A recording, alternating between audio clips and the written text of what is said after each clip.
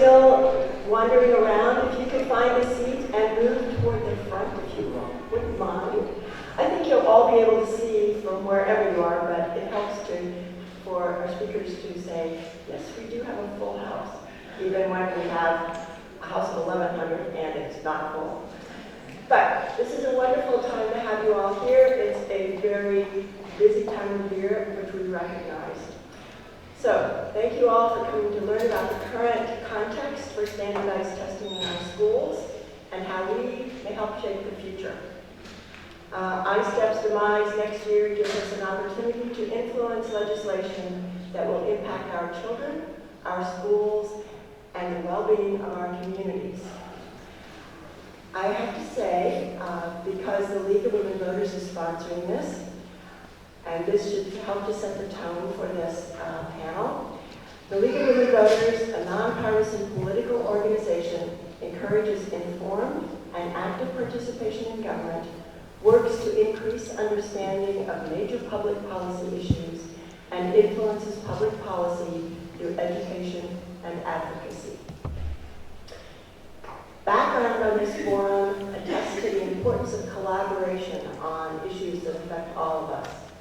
What began as a parent group concerned about the testing environment in our schools has morphed into an action group with broader support from the community. Our co-sponsors represent that broad support. The Community Foundation of Muncie and Delaware County, Cornerstone Center for the Arts, the Indiana Writing Project, Muncie Black Expo, Muncie Branch AAW, the Muncie Delaware County Chamber of Commerce, Muncie NAACP, the Muncie Public Library, United Way of Delaware County, and White Lake Community Council have all reached out to their circles to invite parents and concerned citizens from across our community and East Central Indiana. Thank you all. This would not exist without all of you.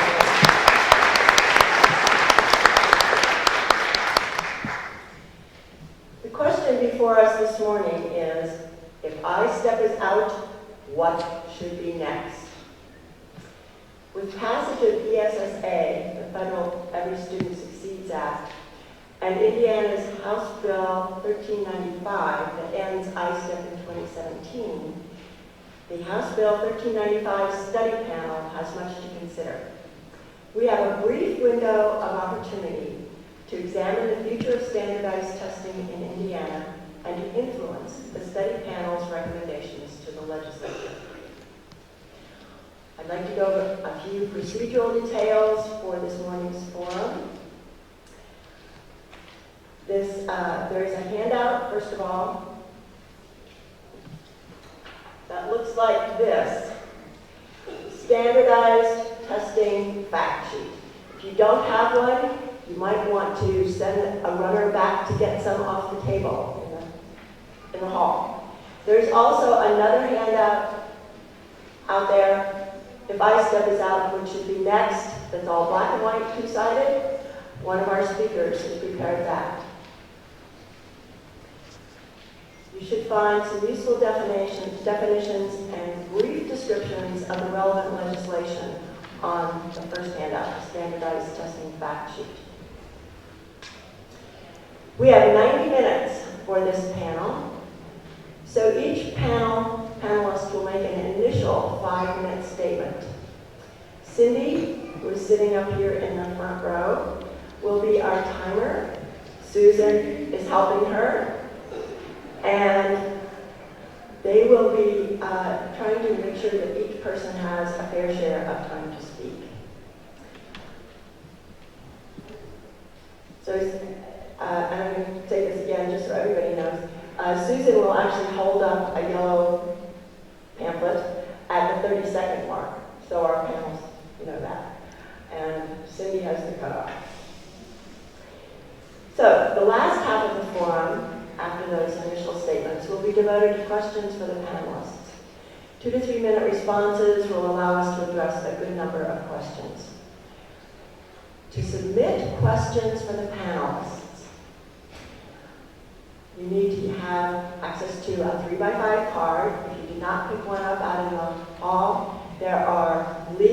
voters, people in the hall, identifiable by their PIN, and they have pencils and 3x5 cards for you.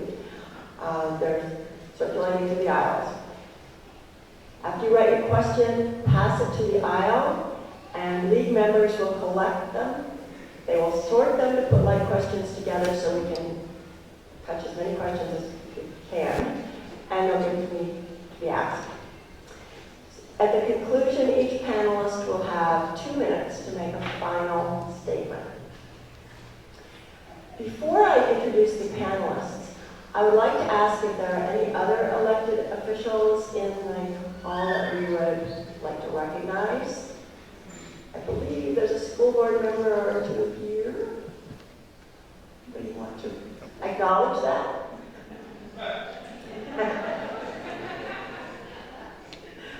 It's important to be here. We're glad you're here.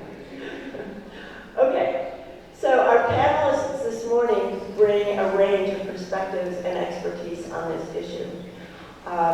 We have 3 Indiana legislators with us. Senator Tim Lannon from District 25. Representative Greg Beimer from District 33.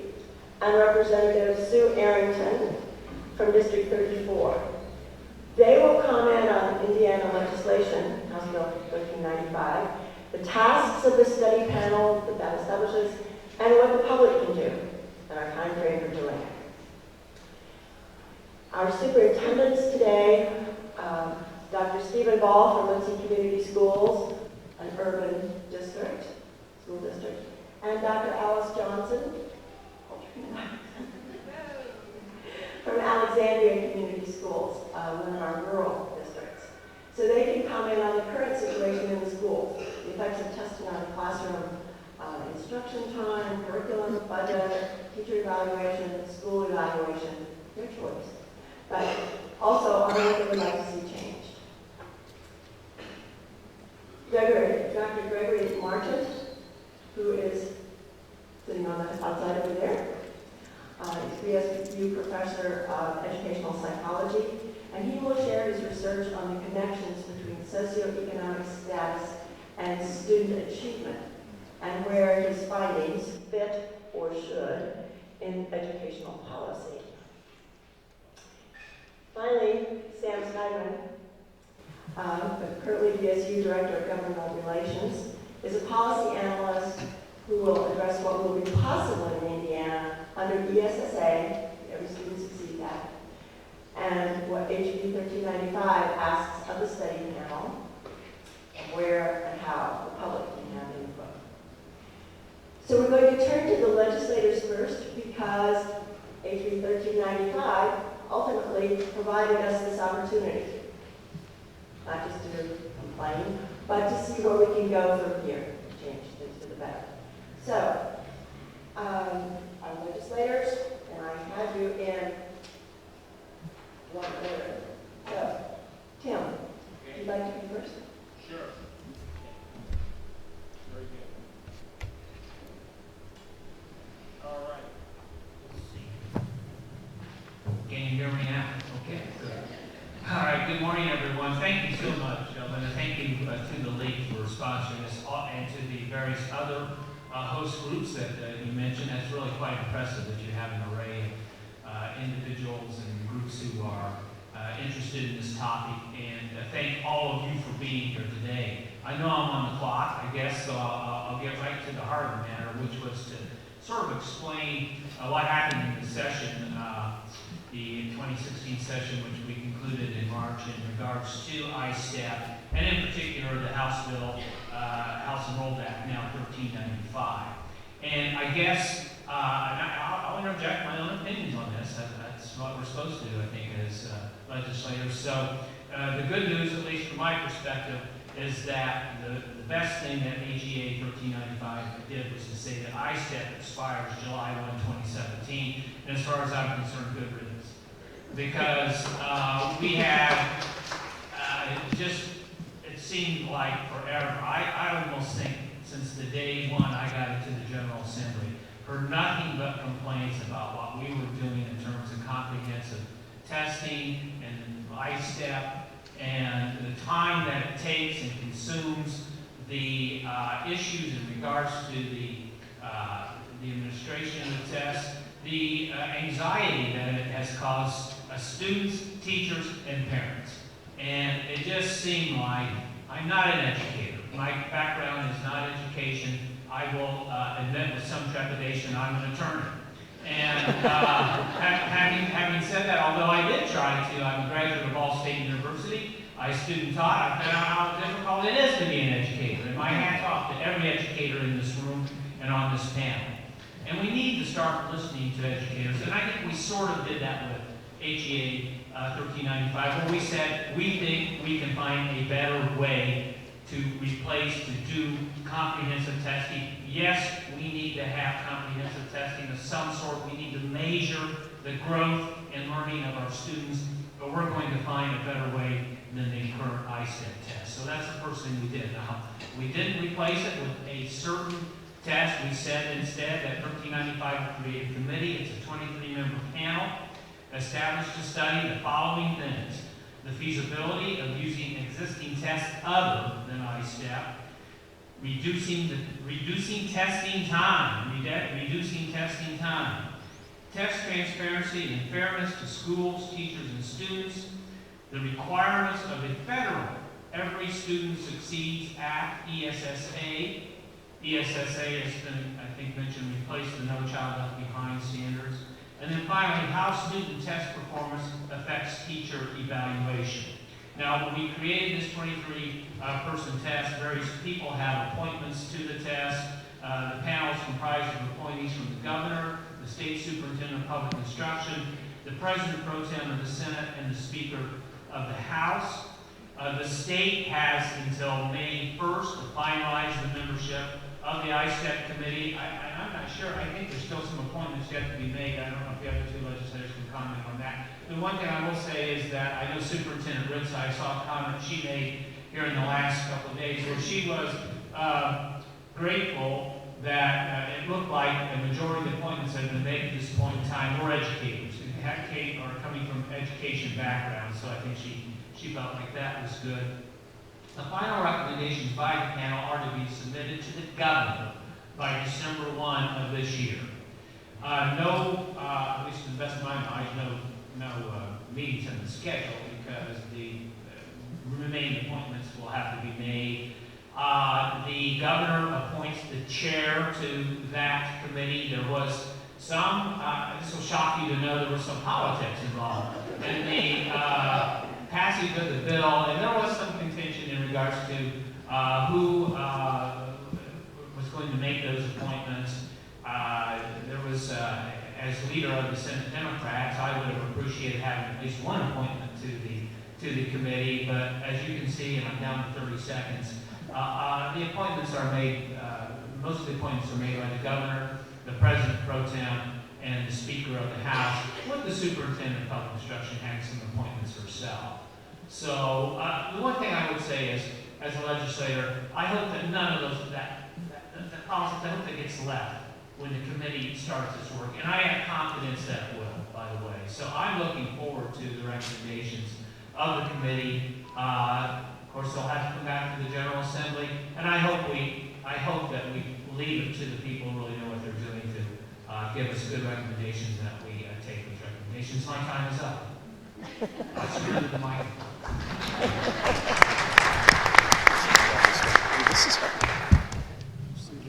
Thank you. And now, Greg, if you would like to take your 5 minutes. Sure. Thank you for being here, everyone. Greg Beimer. I represent J. Randolph County and the eastern third of Delaware County. And the education topic, to me, it's time that we take a look at this in a way that says that we've got to remove the politics from it. Very difficult to do, but we all know education, the front lines of when the students walk through that front door to go into their school, they are now, that's the front line of how we produce productive and active citizens in our society. Too many of our young people today, more and more we see the cases where there are not two loving parents within a household who care about them. I can say that I'm here to gather information to take back, to look at and listen to you and what your opinions are on the topic, and to hear your questions and how we're going to potentially address those here.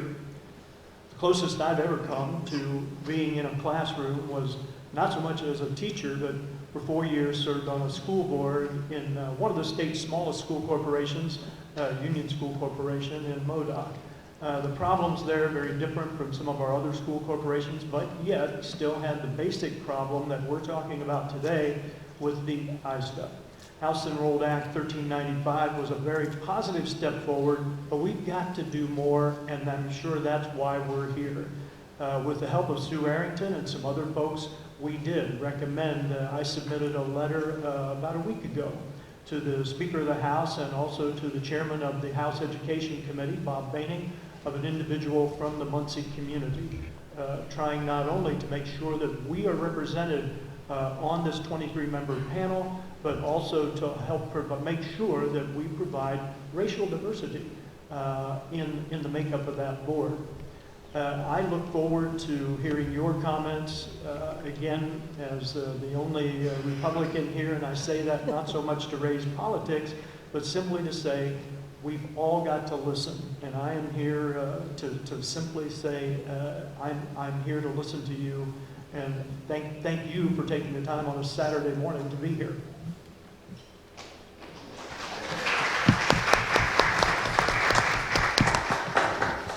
Representative Arrington.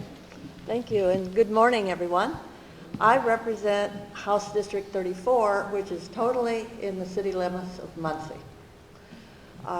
I also serve on the House Education Committee. When I was in the Senate, I served on the Senate Education Committee. So I've, in the minority, I might say, on in both the instances. So I've seen the evolution of these high-stakes tests in Indiana from a pretty, in-the-weeds view. And this House Bill 1395 did go through the House Education Committee, as well as the Senate Education Committee. It's pretty prescriptive on what the commission is to look at and consider so that it can put it into a final report by December 1st. And the idea is that the recommendations that they make may become either legislation and law or rules set by the State Board of Education. So that's the point of having this commission. It is very well, will be represented by educators, and that's because the legislation requires that. Of the 4 who have appointments, each one has to appoint a teacher, a superintendent, and a principal, and a parent. A couple of the other positions that need to be filled by one of these who are making the appointments. There's to be a someone in business, and the superintendent of public instruction can appoint a person who's in an employee organization. In other words, maybe a teachers union or other employee union. I hope that this will have some good bipartisan recommendations. I'm concerned about who are doing the appointing because they're all people who have been very supportive and been the drivers of high-stakes testing. So I think it's very important to not just come to a meeting like this, but to also watch to see what you're hearing and about what this commission is appointing and what it's considering and what their recommendations will be. Because it's you all who have brought us to this point. It wasn't that the legislature majority had a sudden change of heart. It's what was happening out here, the people whose children are in school, the teachers, the administrators, who finally are being heard. So keep speaking up, because, you know, it's our community, it's our children, our grandchildren, and our neighbors who are going to be either get some relief or something that's more of the same. In one of the hearings on this particular bill in the Education Committee, one of the proponents of high-stakes testing really surprised me by saying that the ISTEP needs to go, it's not working. And I said, this is really a change. Does this mean that you are backing away from high-stakes testing? And she said, we need to rebrand it. So watch out for that kind of thinking. We need to do more than rebrand the ISTEP. We need to look at alternatives and do something that's going to take this pressure off of our kids, our teachers, and our parents. Thank you.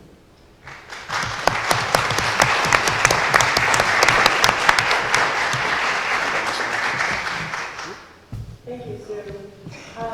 Now I think we need to hear from our superintendents about what's going on, how they're doing the testing in the schools. But before that, are we going to see something that complicates what House Bill 1395 did? If the young lady up in the balcony can pull that video up, yeah, we can. You know, I'm not in control, so it makes me very nervous with the technology. ESSA complicates what the state has said. So this does give a little bit of an overview of that complication, what is being required at the federal level, and what flexibility it gives. If you can go to the next slide and pull the video up, hopefully. I don't think I can do that from here. I think she's got to do it. This video, and hopefully it'll pull up. This was posted by the Obama administration on the White House Facebook page in October, right after ESSA was signed, and I'm not sure if it's going to work out here. Maybe it will. Perfect. Hi, everybody. I've got a pop quiz for parents and teachers across the country.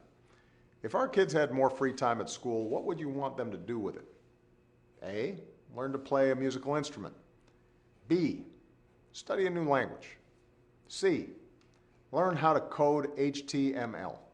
Or D, take more standardized tests. If you're like most of the parents and teachers I hear from, you didn't choose D. I wouldn't either.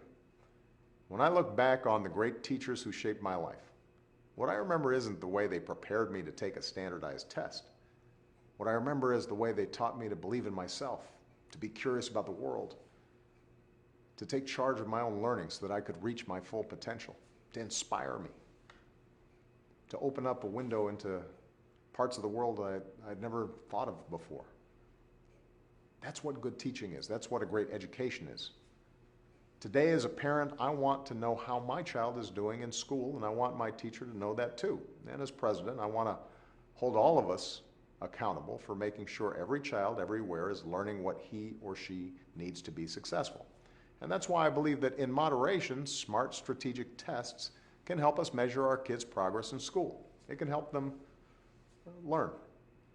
But I also hear from parents who rightly worry about too much testing, and from teachers who feel so much pressure to teach to a test that it takes the joy out of teaching and learning, both for them and for the students. I want to fix that. That's why I've asked the Department of Education to work aggressively with states and school districts to make sure that any tests we use in our classroom meet three basic principles. First, our kids should only take tests that are worth taking, tests that are high quality aimed at good instruction and make sure everybody's on track. Second, tests shouldn't occupy too much classroom time or crowd out teaching and learning. Tests should enhance teaching and learning. And third, tests should be just one source of information, used alongside classroom work and surveys and other factors to give us an all-around look at how our students and our schools are doing. 3 basic principles. Because learning is about so much more than just filling in the right bubble. So we're going to work with states, school districts, teachers, and parents to make sure that we're not obsessing about testing, that the principles I just outlined are reflected in classrooms throughout the country, to make sure that our kids are enjoying learning, that our teachers are able to operate with creativity, to make sure we are preparing our kids for a lifetime of success.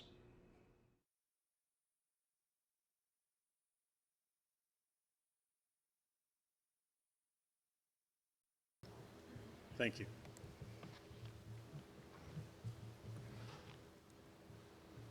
Thank you, and Steve. Yeah, I'm Steve Ball. I'm the superintendent of the Muncie Community Schools. And hopefully she's going to pull the rest of my PowerPoint up. There she goes.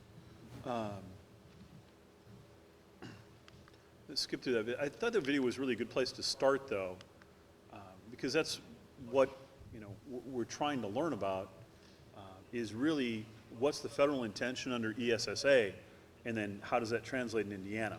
And I think what you heard from the president is the federal government has put a great deal of flexibility into the new law. And so one of the things I think that's very important is that we urge the state to ensure that that flexibility continues and that we get that level of flexibility, which really in the federal law even allows us really is at the district level, at the local level, to propose an alternative to the state option as long as it's tested in a reliable, valid way for creating accountability. One of the things we were asked by the league, and again, I guess I should step back and say thank you to the League of Women Voters for making this opportunity available, because this is really a very important issue. As has been mentioned, standardized testing is doing its very best to crowd a lot of other things out of the curriculum, and it takes a lot of instructional time. It creates great amounts of stress for students and teachers. We have students every year who throw up during the exams because they're so stressed out. The principal with the rubber glove trying to move the standardized bubbles from the new to the new document. Interesting enough, I just keep on saying send the state the one that's been damaged, shall we speak. But the state won't take them, but they still want the results. So here's a list of all the different exams that we have to take. There's ISTEP, there's iStar, iRead, AccuPlacer, the WIDA for second language learners, SAT or ACT, of course, for some kids, the advanced placement. And then we give a lot of other tests, and that's, I think, one big piece is in order to be prepared for the required tests, school districts are required to do a lot of testing on their own in a formative way to make sure that their kids are ready for the state tests, because so much is riding on those state tests, even though the students don't necessarily have to take them seriously. And at the secondary level particularly, students are pretty notorious for not taking them very seriously. But there are just a lot of tests we're taking. And if you look at minutes, just the ISTEP for third grade, they're taking 558 minutes of exams. Fourth grade, just slightly less than that. The ISTEP 10 includes 576 minutes for the high school, and in a transition period right now with the ECA, the end of course assessments, they can take another 180. My daughter happens to be one of those lucky children that got to take the 750 some minutes of exams this year. It's mind-numbing for the kids as far as the amount of testing that we require. The Council of Great City Schools, which is an organization of large urban districts, tried to identify the amount of testing in U.S. schools. And generally speaking, we take about 112 tests between kindergarten and graduation that are just state required or federally required exams. And that's sort of the breakout. It's a really good document, and it's in the resources at the end of this presentation. I will post this on the Muncie Community website and the Facebook page, so that if you want to go through the entire presentation, you can. I'm obviously going to move quickly. And if you see on the left hand of this, you see the exams that are required basically by the federal government. Not a lot, but then there are all these other predictive and diagnostic tests that school districts kind of feel they need to give in order to be prepared. Because if these exams are going to be tied to teacher evaluations and school grades, it's important that people do well on them. So even though they don't have a lot of academic value, they end up with a lot of political value, and it's important then to take them, and not necessarily the best way to do things, but that small tail drives a very large dog of instruction and testing. You know, again, one of the biggest problems is the state tests, the ISTEP and others, they really don't give us much feedback, and they give us almost no useful feedback. You know, so we spend a lot of time doing other tests to get feedback, things like NWEA's MAP that does give very quick feedback, and then we go and take state tests that don't. So we need to change, we need to really make sure that Indiana allows the flexibility that the state, or that the federal government now allows, and that we make sure that these programs don't continue to have a negative impact on the scope of our curriculum, et cetera. And so, again, the rest of the presentation will be on the website. I'm running out of time, so thank you.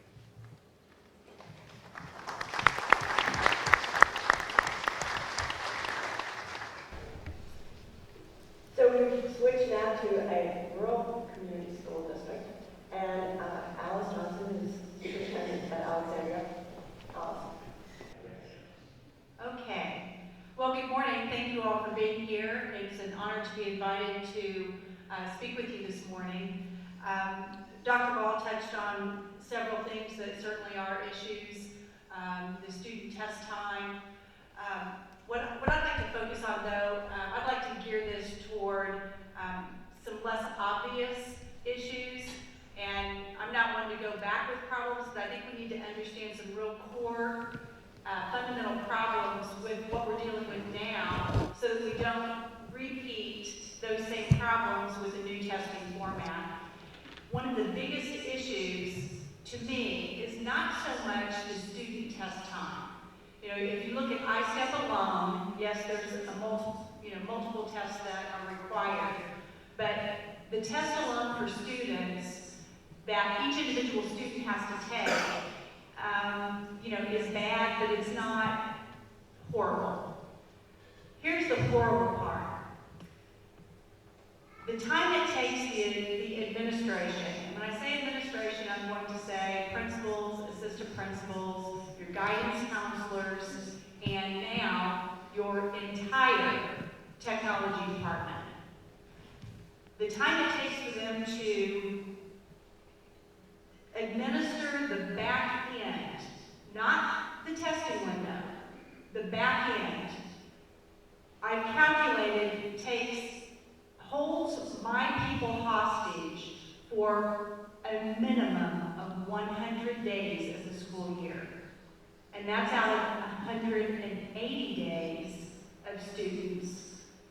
So 100 days, we're holding our entire technology department, our guidance counselors who are typically dealing with scheduling individual tests for special education students, small group testing. We're trying to schedule the students into different rooms, and we have to do this all very confidentially, and the testing has to be protected to ensure the integrity of the test. So all this time on the back end that nobody really ever talks about is a much bigger issue, because these are your highest educated individuals, maybe not the highest, but very highly educated individuals. They are your highest cost educators in the school, and they are spending a minimum of 180 days hands-on dealing with ISTEP alone. That's not including all of the other tests that Dr. Ball mentioned. That is a big problem. Now, if you want to talk about the loss of instructional time, that is a loss of instructional time. We're spending 100 days preparing to judge students by our highest educated and paid members of our schools, rather than those people using their expertise to nurture, educate, and lead the other educators and students in the building. And that to me is a real crime. And just a complete total waste of the expertise that we have in our schools. At Alexandria, I estimated very, very low the amount of money it costs on that back-end piece if I took just 1/10 of all of those people's time and just their salary, not benefits. In Alexandria alone, we spend over $76,000 a year. And that's only taking 10% of those people's salaries that deal with this. $76,000 alone in salary only, specifically and directly trying to prepare for the ISTEP exam. Let's not repeat that again with the new tests that we put in place. So again, just 100 days preparing for judgment rather than educating, nurturing, leading, and guiding our students.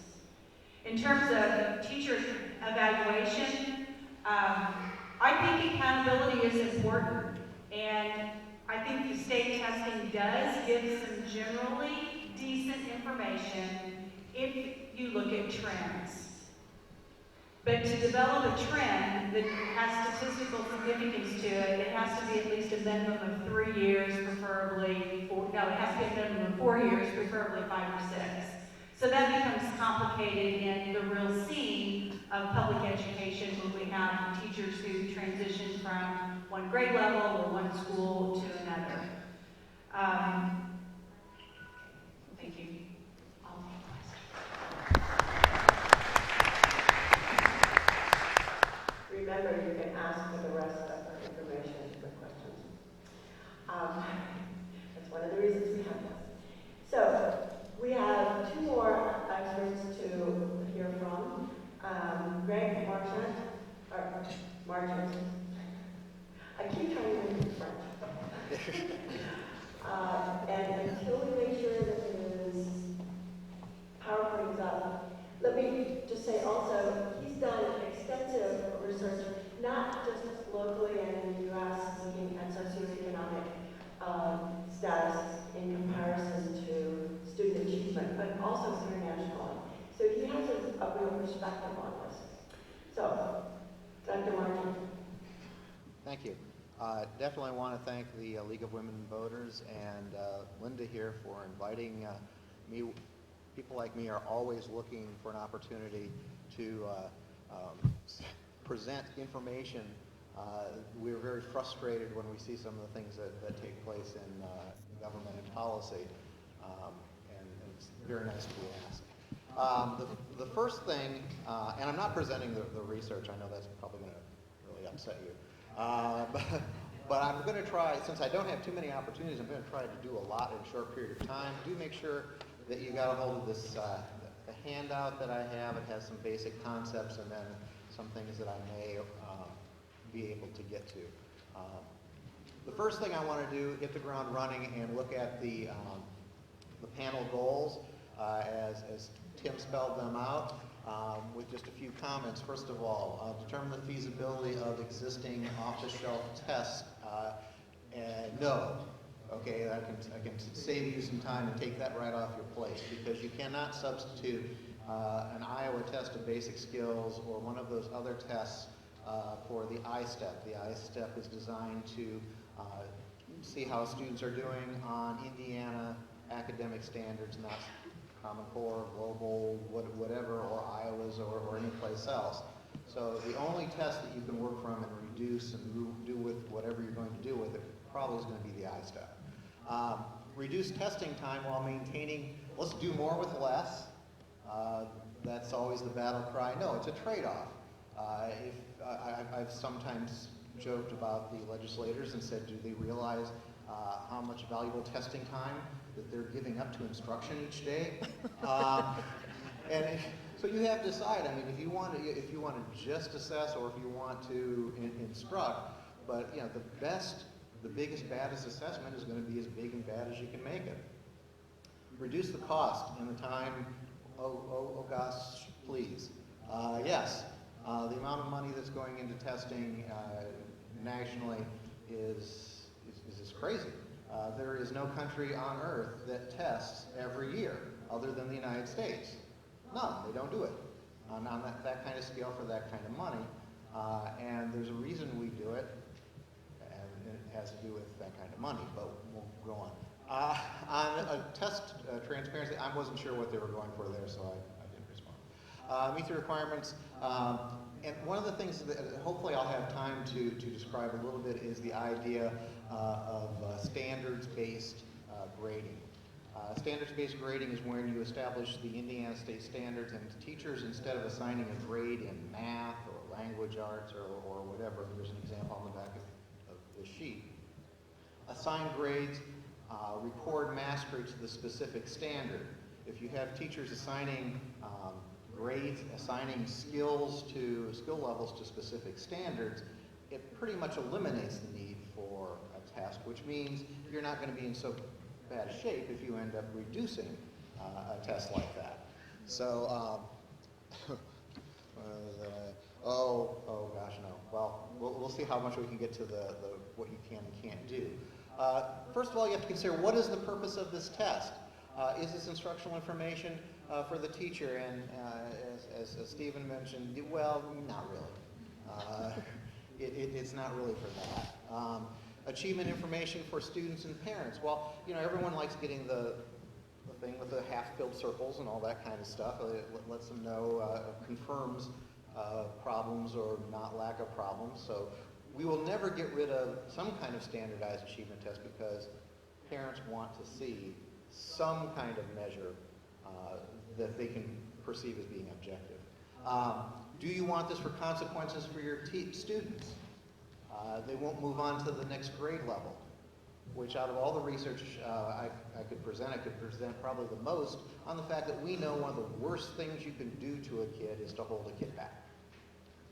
So if you want to set up a policy where you're going to hold all the kids back if they don't pass a test, well, that's really good because then you can look about 8 years down the line and see how many graduated and how many were pregnant and anything else. Oh my gosh, 30 seconds. Okay, then let me, okay, I'm used to an hour and 15. You said I had an hour and 15 minutes, just like in classes. So, okay, I want to recommend this book. It came out a year and a half ago. If you have any thoughts about what charter schools and testing and merit pay and whether that stuff works or not, the things you hear on the news may not necessarily be true. I guess not. Time. Okay, so if you have any questions about any of this, I look forward to them. Thank you.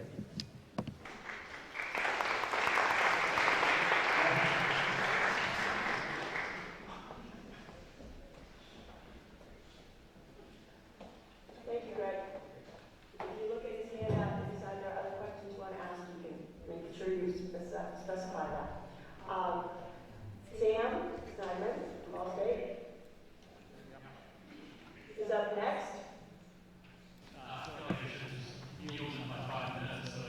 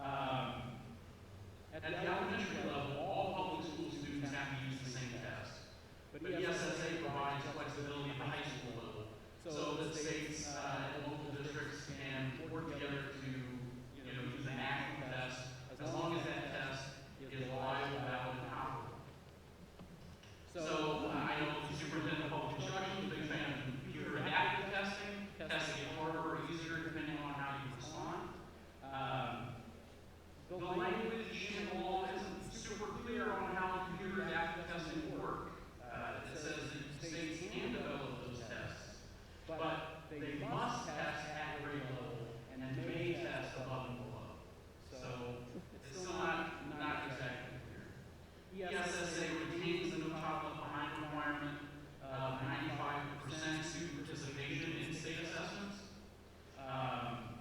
But states are going to have greater flexibility in a really important area, and that's how states use test results, how they design their accountability systems. So states can rely less on test scores, as the video mentioned. They can use non-testing indicators of school quality, which include school climate, educator engagement, post-secondary readiness, these sorts of things. This flexibility should also provide legislators and the State Board of Education, if they so choose to use it, wiggle room in how much weight to give to tests in teacher accountability formulas. I don't want to rehash the duties of the panel for 1395, but I will say just a word about public engagement in the process. So the panel hasn't released the schedule of meetings, but it seems certain that they'll have public meetings and probably have public meetings throughout the state. This is the best opportunity for the public to make itself heard. Show up to the meetings, sign up to testify, make your voice heard. Another possibility is to reach out to your elected legislators, even those that aren't on the panel, and talk to them about what you want to see as a final outcome. You prefer a specific test? I know there's some folks in the audience who have test preferences. You have thoughts on how tests should be incorporated into accountability formulas.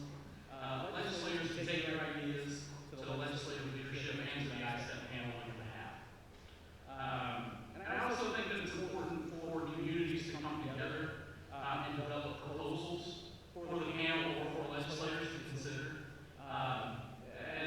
As Senator Land and Representative Weimer said themselves, they're not education experts, they're not educators. But there's a wealth of knowledge in communities and regions that can be brought to bear to resolve community problems.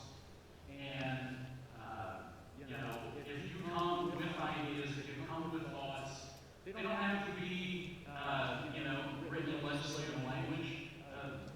Legislators employ staff to do that. People like me to do it. But what they need to hear from you, what they need to see from you is engagement. They need to hear your voice. And they want to, because they're not experts. And I will yield back in 30 seconds.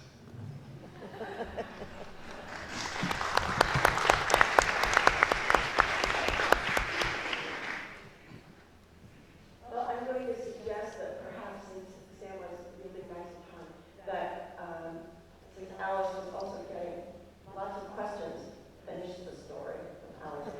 We want to know about teacher evaluation. Okay. I started with saying I do think that accountability is important. I think that administrators and schools have had a little bit of overreach in terms of their utilization of ISTEP results for teacher evaluation. As I was saying about the trends, we've not had long enough with this new law to really even be able to look at trends in a responsible way with all the changes in the testing. However, it has been my experience, if you have a fantastic teacher, way fantastic, their ISTEP scores with their students generally correlate with that. You're telling me to stop. I guess I used those 5 seconds in asking you a question. Can I respond to that too? If we could get the slide up, please. There is a problem, and this does have something to do with my research, and there's a problem when you try using test scores to evaluate teachers. I would draw your attention to the bottom of this one page where I set up 2 teachers in each classroom and give you the proficiency level for each of those teachers. But let me give you something else related to the schools here. This is actually something that I worked on specifically for this, so I have to show it to you. This is, if you look at the column over here, or the columns on the left, that's for white folk, white kids. And if you look at the columns on the right, that's for poverty. Now the thing is that for, just as in No Child Left Behind, each school has to report the what they call disaggregated, which means average by different races. So you have to have your black, white, Asians. You have to have poverty, which is eligible for free, reduced, and not eligible for free, reduced lunch. So basically what you're seeing is the first bar in each color. Now the bar after that gives you an idea of, the first one there is white kids in college. The one after that is, I believe, not in college, white kids whose parents went to college. Then you have black students whose parents went to college.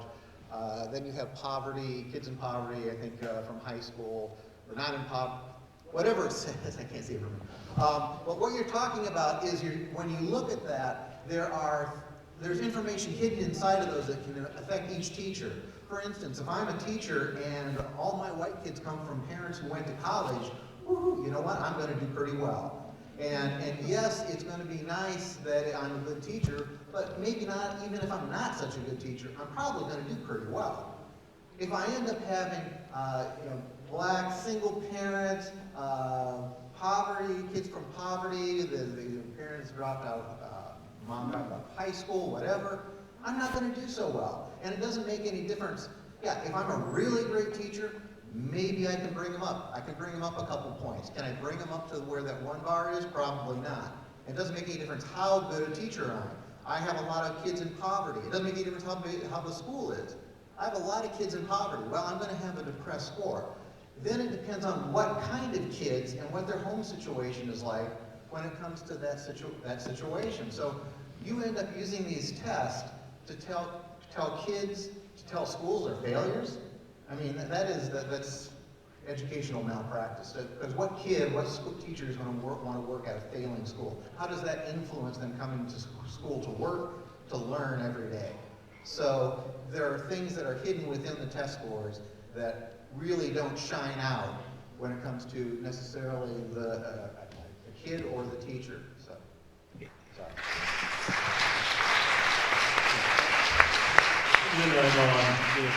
Sorry, but I just wanted to comment on what he just said. The concept is, and I know a couple of the representatives got letters from me about this last week, that the State Board of Ed just approved a growth model as part of the current exam process.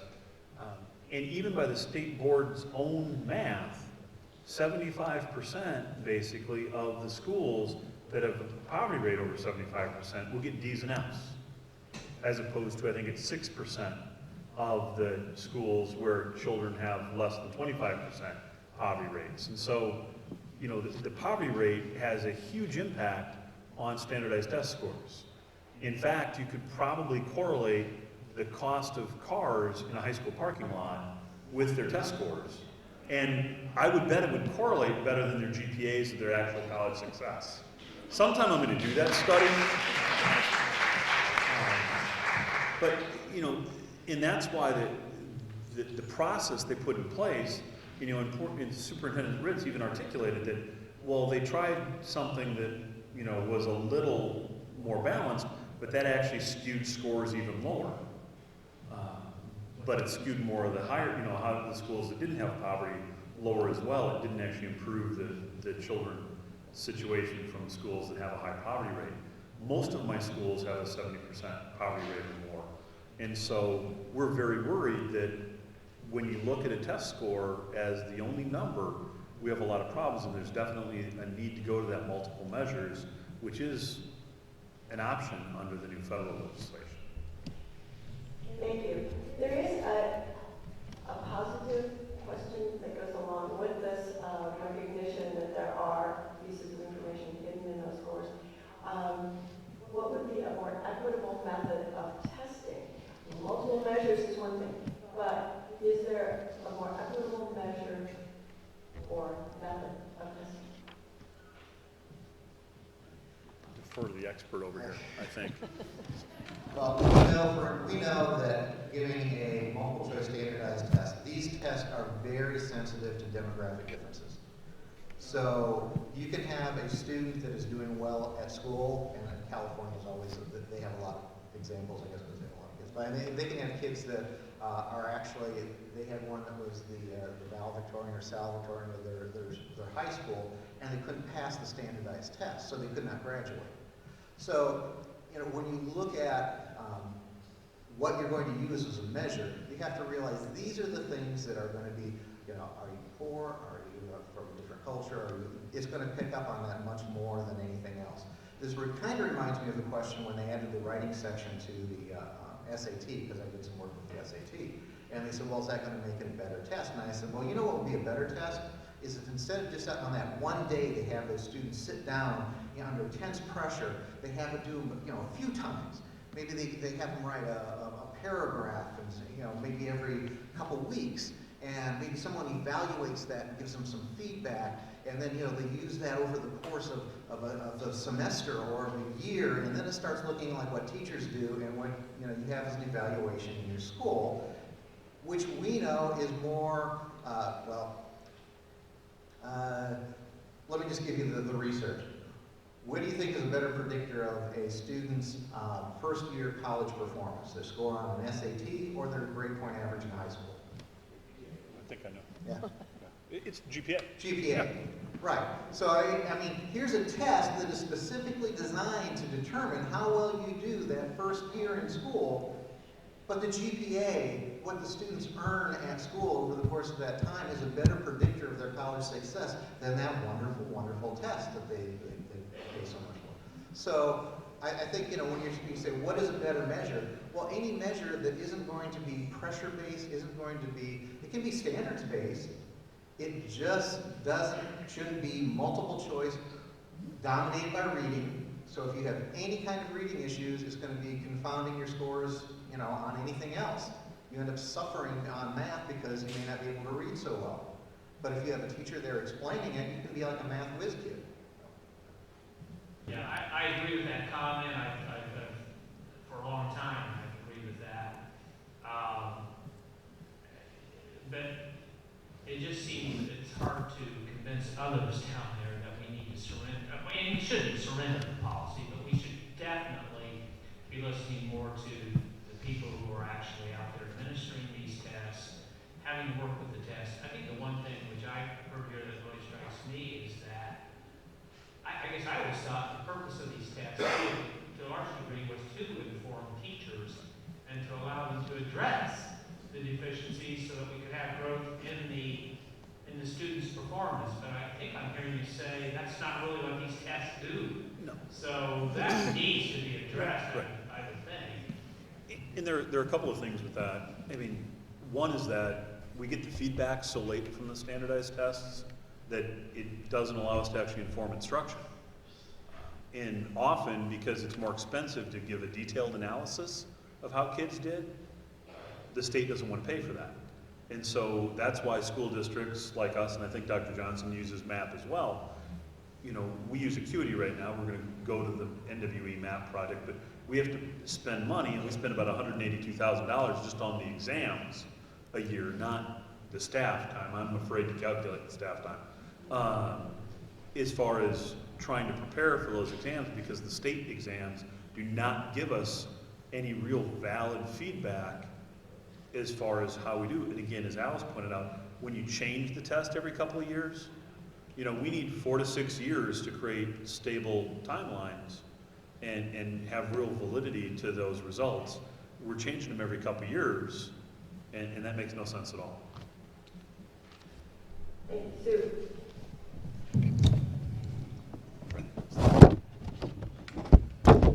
Steve mentioned schools having to put money into remediation. And I'd like to pick up on that and make some comparisons, because I think we really do need to look, where is the state money going? The state budget is for 2 years at a time. And in this current biennium, what we're seeing is the budget appropriated $26.3 million each year of the budget biennium for testing. Technically, there's no remediation from the state in money. So what we're doing is saying, you test those kids, but if you find that you need help, you're going to have to pay for it yourself. So it's basically an unfunded mandate is what we as legislators have put on our local school systems. And I think that needs to change. When you look at that much money going into testing, then you have to look at following that money. And when I look at the Indiana Election Division's campaign finance, what I'm seeing is a lot of money that, there are a couple of organizations that lobby in support of high-stakes testing and the other privatization of education, the whole range. And what I'm seeing is that they are putting their money behind the people who are voting for high-stakes testing, for vouchers, and the rest of it. So I think, and it's not small amounts either. When you look, and where it's coming from is also interesting. For example, there's an organization called Stand for Children that in 2014 put $14,000 into various candidates' elections. In 2015, their report, and there weren't really elections in 2015, $150,000 is what they reported as receiving. And most of that came from Mayor Bloomberg in New York. So what is his interest in what's happening in Indiana? Another organization called Hoosiers for Quality Education spent $690,000 in 2014 on various candidates. Basically the ones that have the viewpoint that we need to do these reforms. And in 2015, they reported $50,000 from some man in Oregon. So what is his interest in what's happening in Indiana? These are things that drive what happens in the legislature. If you're receiving money from some of these organizations, then you're not bought necessarily, but you pay attention. And some of them are pretty slick talkers and can really make people feel like this is the way we need to go. But it concerns me that so much outside money is coming into education here in Indiana, and I'm sure it's happening in other states. Thank you, Sue. In a sense, you've already addressed one of the questions that was asked, which is who is driving the need for testing and why? So not necessarily saying we know why, but there is money in it. We do know that. Let me speak in, and this will be the last time. I won't say anything the rest of the time. But I do have to say this because, like, the first thing I have on my paper here is that educational policy has more to do with politics than student achievement. And there were some people that were kind of laughing when they saw that. It was like, well, of course, and why didn't you say educational policy has everything to do with politics and nothing to do with student achievement? And I guess I will on the next one.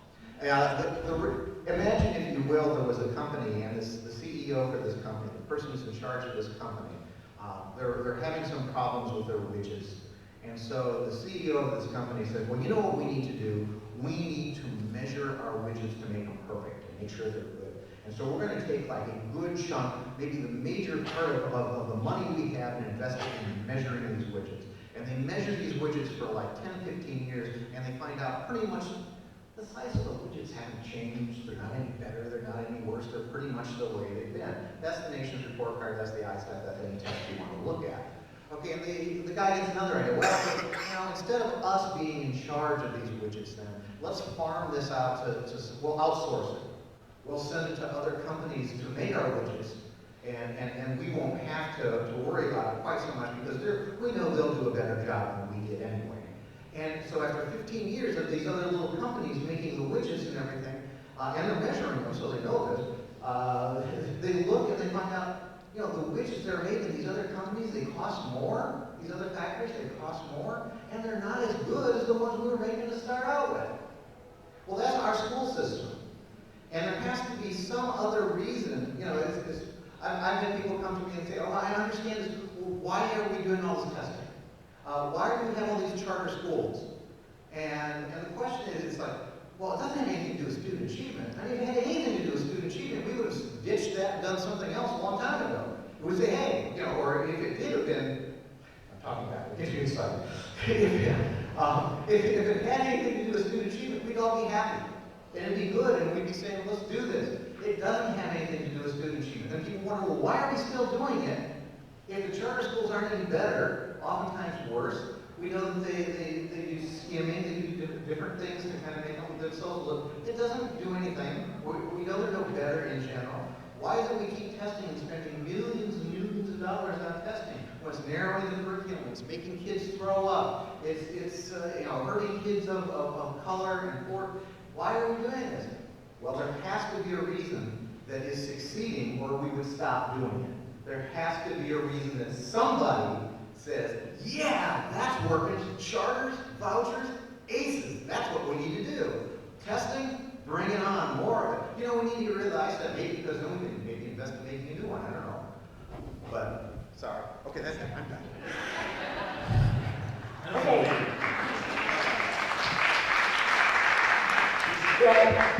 Greg, we have a request. If your presentation will be made available in any other way, is it possible that we can make it available to people? Yeah, Like, tell me okay. where to send it. We will do that. So that question's answered. We have a couple of other quick questions that need to be answered, and then I'm going to go back to some other ones. One of them is the panel, the AB 1395 panel, working to replace the spring 2017 ISTEP, or is the panel deciding the post-spring 2017 testing direction?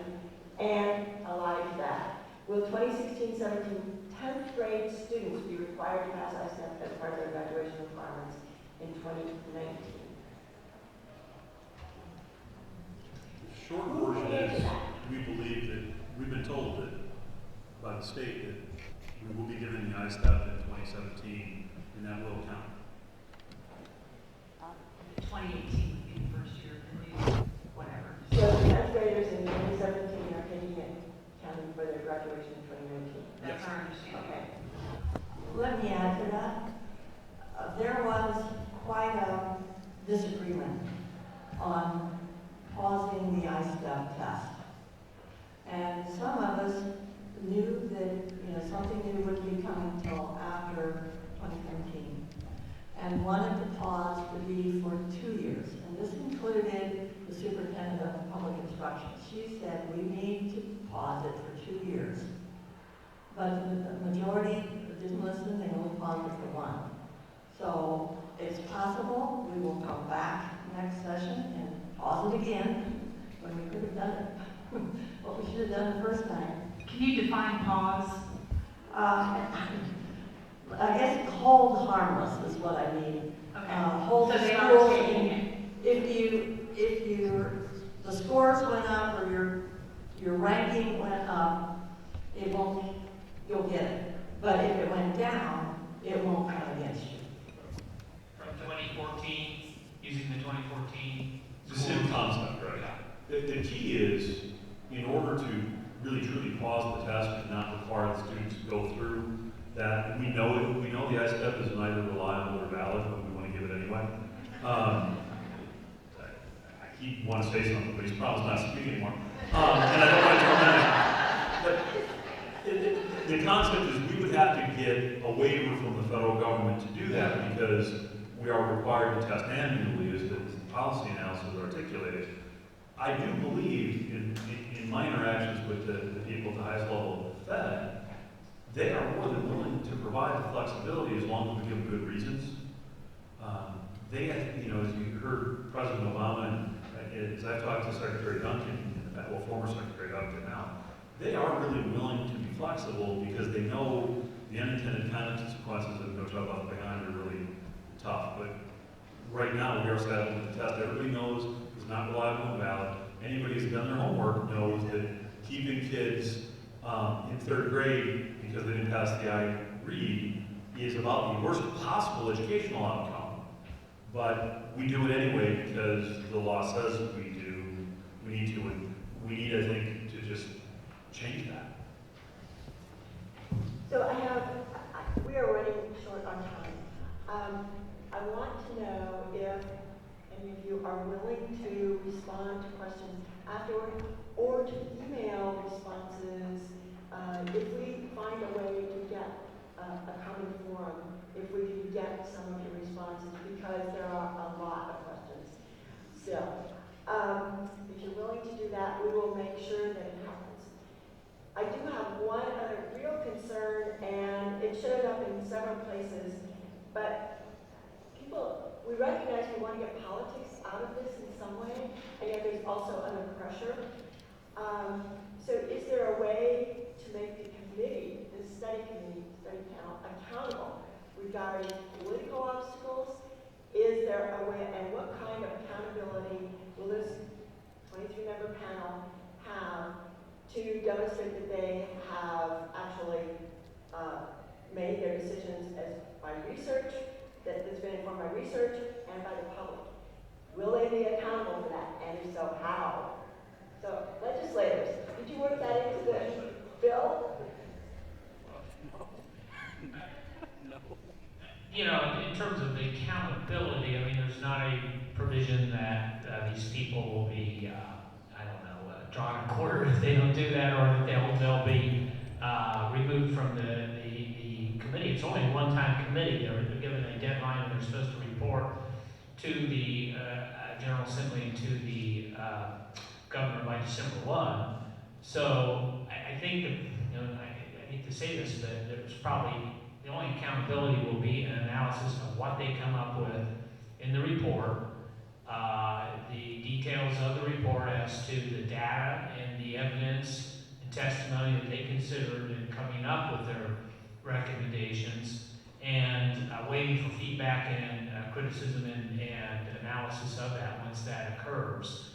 I think that hearing from the public as part of the process, though demanding that there be these accountabilities, or that there be consideration of the comments and inputs from the public, from the education community, is a way that we can achieve, hopefully, a product which is as political free as possible.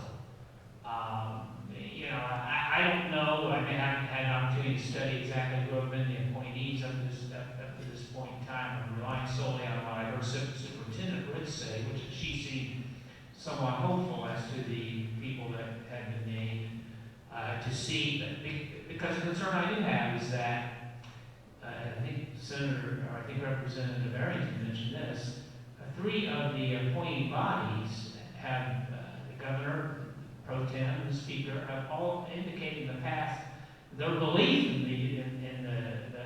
the path of high stakes testing. So it's an excellent question. I think the proof is going to be in the pudding itself as far as what is that report and how it was formulated. A good study report, any study report, does include a full listing of exactly who testified, what was the essence of their testimony, and what data come before the committee. I just wanted to add that although it would be difficult to hold these individual members accountable, they're going to be coming up with a report that goes to people who are accountable, and that's the state legislators and the governor. And so that makes the elections important, because that's the best place to hold elected officials accountable. Ask the questions. What do you think about high stakes testing? And what do you think we should do about this report? Because it won't be out by the time the elections occur, but we may have some ideas of what's coming up. Because it's going to be, the report will become a recommendation for legislation to be introduced in the next legislative session.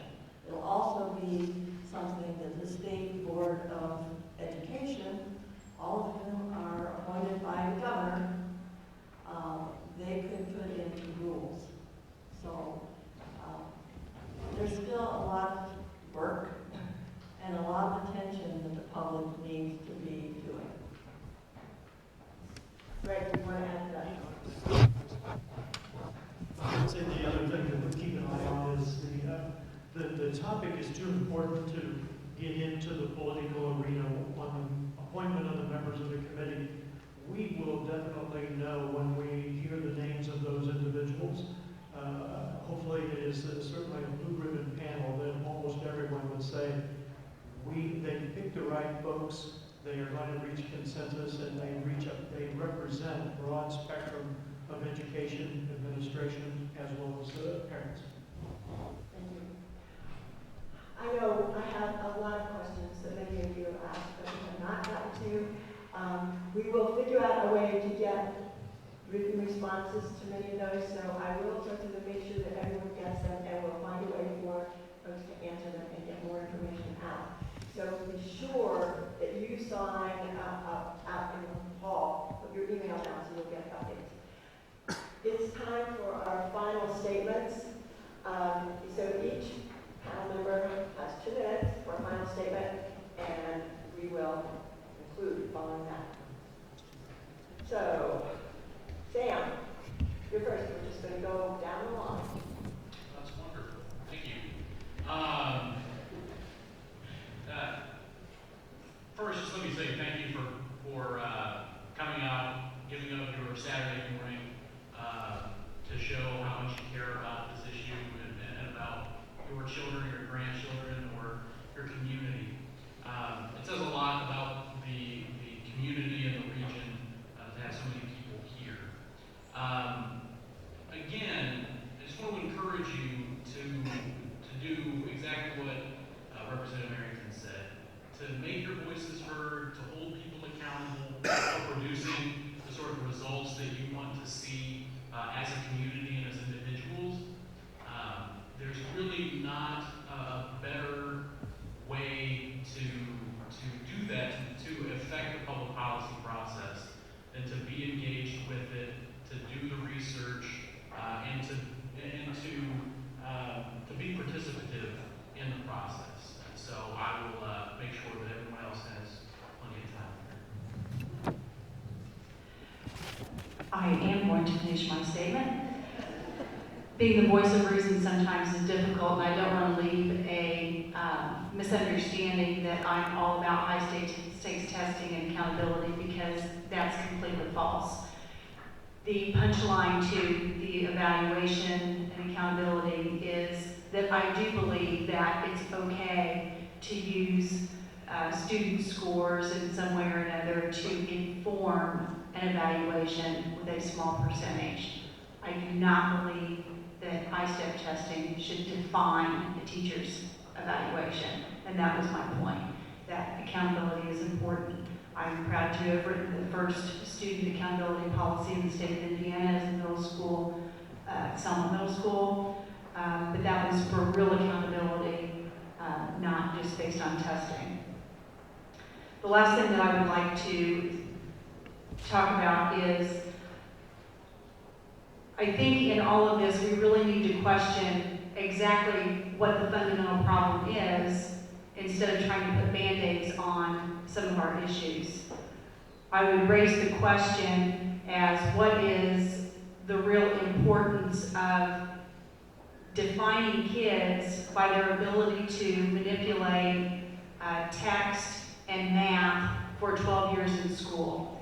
And the analogy that I'm going to use to help you understand what I'm talking about is, in English class for 12 years, we do our best to practice, and the entire purpose of those classes, in my opinion, should be kids learning how to write well, to express themselves in authentic ways.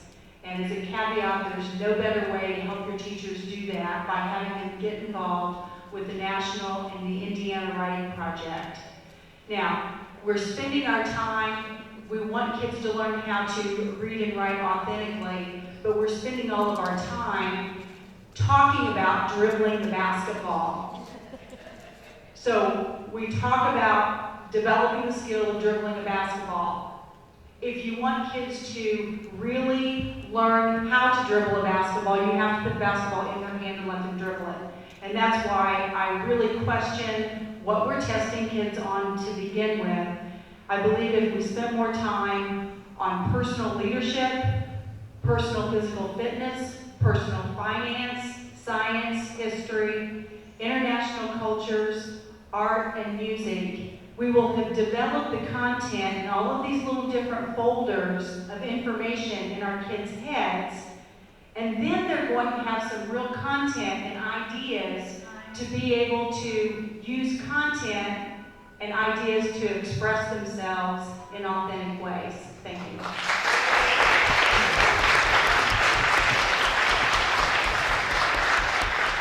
Okay, quickly, thank you very much. I think this has been very useful. I've learned a lot today as a participant. And I'll take that with me as we go forward here and try to fashion a better way to do this down at the State House. I hope that if we do one thing, it is to try to take the politics out of the process here. We all want to do, I think, what's right for our children. And we just need to step back. We need to stop as policymakers to think we know more than the teachers and educators do. I graduated from a public school. I think I got a good education. And I think I got that education not because I took a bunch of comprehensive tests, but because I was inspired by the teachers who taught me. So that's what I think we can take down. But I hope that what we're doing here today in Muncie, we should be very proud of what we're doing here today. I hope it's happening all over the state, because that's the way to inform us as policymakers down there what we need to do going forward with this whole process. Thank you very much.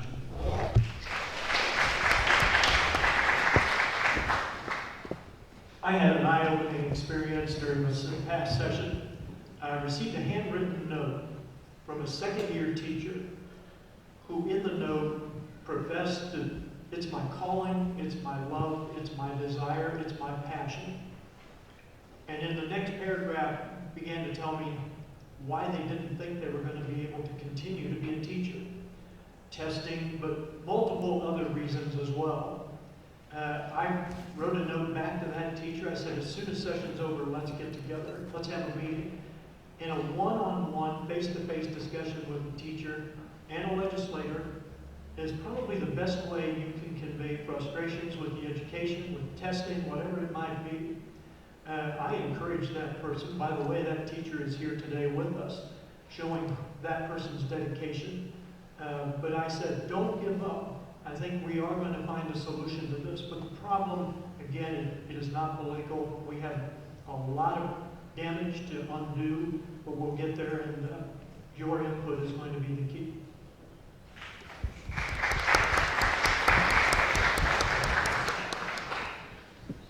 I'd like to thank you also for coming out tonight, this afternoon. I guess it's this morning. It seems like it's It does.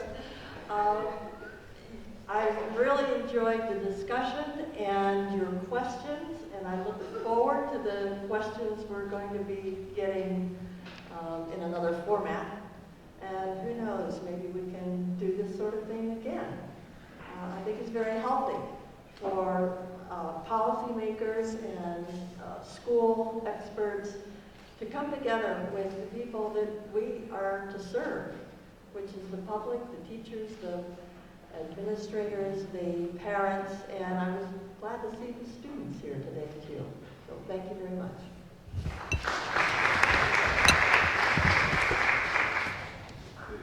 First, just thank you to everybody who came to participate, because this is a very big issue, I believe. Thanks to the League of Women Voters for putting this together. You know, if you go to read what any of the founding fathers talked about education, democracy is built on a bedrock of a free public education that provides a unifying theme for all of our citizens. We're doing a lot of things to try to erode that right now, and that worries me. I'd love to see the school that Dr. Johnson articulated about and help kids become more creative, learn another language, do all those sort of things besides just focus on preparing for a test. The teachers in Muncie Community Schools and the rest of them in Delaware County and the area work really hard. When I was asked to be surveyed by the League of Women Voters about this, I sent that survey out to our staff. I don't think a single staff member suggested we needed more testing. But a lot of them did talk, just as the representative to my left talked about, that the issue of standardized testing is really killing the teachers because it's putting so much stress on that one issue that the professor who's going to talk in a second to my right will tell you aren't necessarily reliable or valid ways to really test if the kids are learning, if the teachers are doing a good job. I'm very worried that because of the deadlines, that the state is going to just repackage ISTEP and use those test questions that they've already identified they own and put them into another form. I think we've got to be very concerned that that might happen. So thank you very much.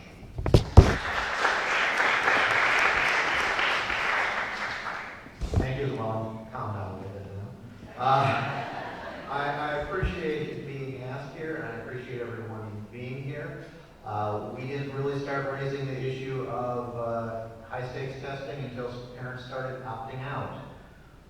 It was the parents, it was voters who started driving the pushback finally on standardized tests. So this is maybe your first step, and hopefully not your last, in getting some minds to be changed. I always think it's interesting when they come up with panels where they're trying to decide things that we kind of, or some of us anyway, already know. I think there was a panel on our teachers, why are teachers leaving teaching? Or what's the teacher shortage? And you can ask any teacher. You wouldn't have to get together a panel. But a lot of the things, and that's what you said, the one-on-one, just, I would hope the legislators would grab a teacher and say, hey, by the way, trying to figure this out. But when you see the issues concerning testing, and if you know what you can and can't do, and you see the emphasis on this, and you see that how the teachers are going to be evaluated based on this, and if you also just know the general notion of the country that our teachers are bad and we need to have more accountability, I'm fine with a little accountability, but this whole march towards accountability is telling teachers they're bad, they're awful, we have to get rid of all the bad teachers. Okay, there aren't a lot of bad teachers. It's a work time. Stop doing it. So I just applaud you being here on a Saturday morning and keep going, keep coming to these, keep sending. Don't send questions to me. Send them to your legislators. Why are you doing this? Thank you very much.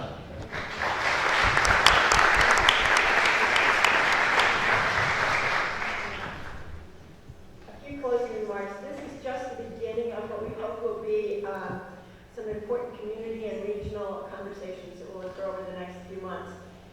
United Way is going to be sponsoring some listening learning sessions with parents in the coming weeks, and there's a sign-up sheet in the hall out there. Jenny Marsh is organizing that. There will also be opportunity, we'll figure it out, to comment online. So people have indicated they will respond to questions. We will collect these and get them into a form that we can deliver to them so they can respond. And if you sign up with your email, we'll make sure you have a way to get to their answers, okay? So please, if you haven't already done so, leave your email at least and your name so you can get updates.